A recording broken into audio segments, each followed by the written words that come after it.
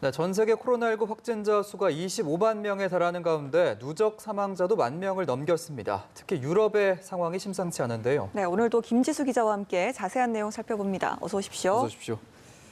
오늘이 이제 국내에서 첫 확진자가 나온 지 2달이 됐다고 하죠.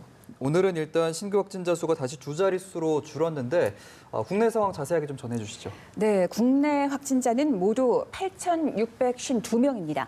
어제 하루 87명 증가했는데요. 신규 확진자는 수도권과 대구 지역의 병원과 요양병원을 중심으로 잇따르고 있습니다. 국내 사망자는 100명으로 늘었습니다. 특히 주목할 점은 해외에서 한국으로 들어온 확진자가 80명에 육박한다는 건데요. 당국은 오늘 해외 유입 사례를 막기 위해 오는 일요일부터 유럽에서 한국으로 들어오는 모든 내외 국민에게 코로나19 검사를 실시한다고 밝혔습니다. 유럽발 입국자를 대상으로 한 검사에서 양성이 나오면 병원이나 생활치료센터에서 치료받게 됩니다. 네. 음성 판정을 받으면 내국인과 장기 체류 외국인은 14일간 자택이나 시설에 머물러야 합니다. 미국에서도 확진자가 13,000명 이상 나왔지만 그 미국발 입국자에 대해서는 검사 대상에 포함시키지 않았습니다. 아직 유럽보다는 그 위험하지 않다는 판단에서인데요.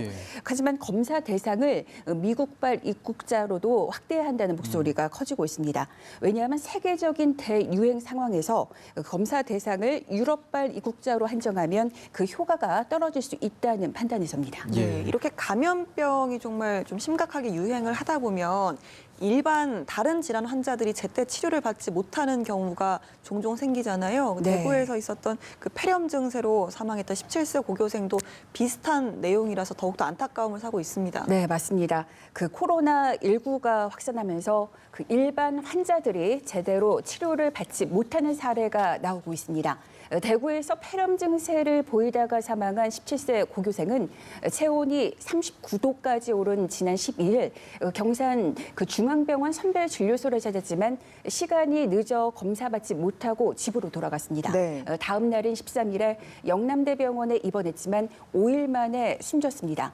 따라서 치료가 너무 늦었다는 지적이 거센 상황입니다.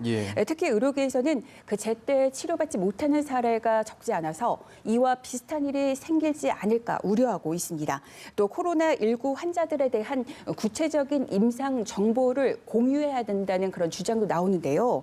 이 말은 그 코로나19 환자에 대한 정보가 없다 보니 그 막연한 공포감에 현장에서 의료진이 좀 더 그 방어적으로 나서게 된다 이러한 이야기인데요.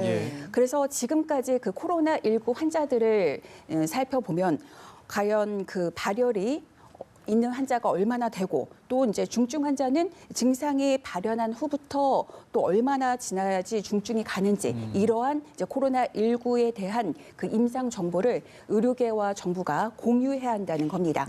그리고 대구에서 현재 그 코로나19 확진 판정을 받은 20대가 사이토카인 그 폭풍 증상을 보여서 위중한 것으로 알려졌는데요.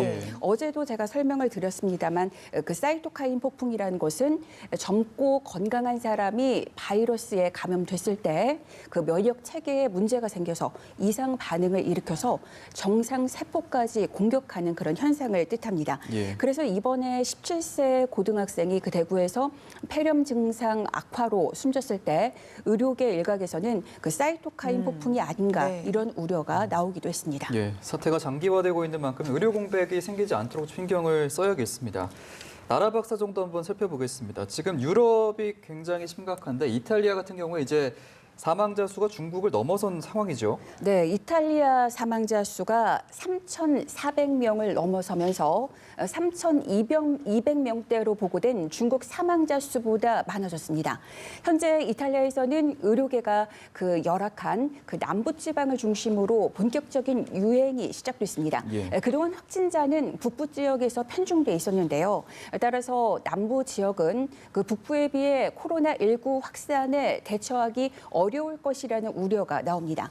남부지방은 최근에는 문을 닫은 병원만 40곳에 이릅니다. 네. 그리고 의료 장비도 매우 부족한 상황이고요. 예. 그런데 그 이탈리아에 파견된 중국 의료진이 이탈리아에서는 더 엄격한 대책이 시행돼야 한다는 의견을 밝혀서 눈길을 끄는데요. 예. 중국 적십자회 부총재가 그 이탈리아 현지에서 언론 인터뷰를 했는데요.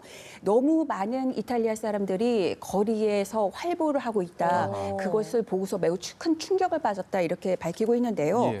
그 이탈리아는 더욱 엄격한 이동 제한령을 취하지 않는다면 더 위험해질 것이다. 그리고 지금 상태가 매우 심각하다는 걸 그 이탈리아 현지에서 이탈리아 현재 국민들이 뭐 호텔에서 식사를 하거나 파티를 하는 것들이 목격이 되고 있고 예. 더욱 충격적인 것은 이탈리아 그 도심에서 사람들이 네. 활보하고 다니는데 그 마스크를 끼지 않고 있다는 점을 이제 지적을 하고 있습니다. 그러니까 이동 제한령이 내려져 있지만 보다 엄격한 정책 시행이 시급하다고 이제 현지에 파견된 중국 의료진이 밝히고 있습니다. 알겠습니다. 경제 문제로 좀 넘어가 볼까요? 코로나19 상황이 좀 심각해지면서 이 미국 달러화에 대한 수요가 급증하고 있습니다. 그러다 보니까 달러를 구하는 게 어려워졌는데 이 미국 중앙은행이 우리나라를 포함해서 여러 나라의 중앙은행과 통화스와프를 체결하고 있죠. 네, 어젯밤 이제 알려진 소식인데요. 그 미국 중앙은행인 연방준비제도는 한국은행을 비롯해